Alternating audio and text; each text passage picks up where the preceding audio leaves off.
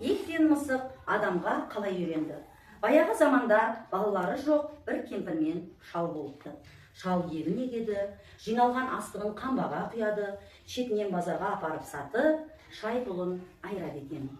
Бір күні шал қамбадағы астығын алып, базарға апарып сатпақ болады.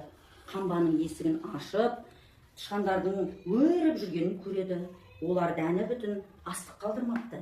Жегенін жеп, жемегенін ортасынан қақ бөліп шаша беріпті.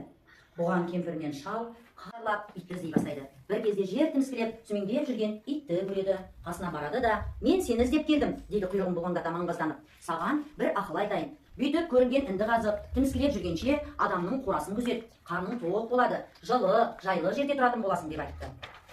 Аштықтан бұралып жүрген ит айтқанына көнеді. Баста ендеше сол адамның қорасына деп құлшынып кіріседі. Ал кеттік олай болса деп, мысық соңынан итті ертіп ауылға келеді. Ал бұл ертегіде не айтылады, сендерге не беріліп тұр? Шал мен кемпірдің қорасына түн ішінде не шапты? Қасқыр шапты. Ал енді шал мен кемпір қалай қамықты? Мысықтан сұрады. Иә, мысықтан сұрап не айтты?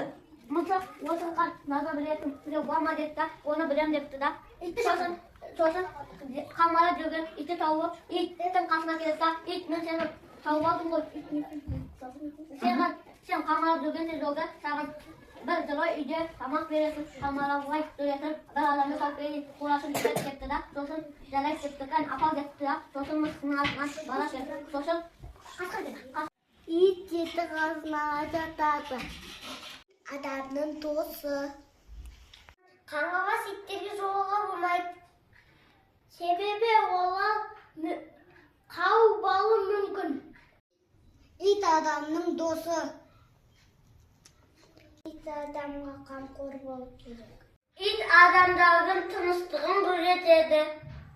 Ит жеті қазынаның бірі. Ит жол басына кіреді.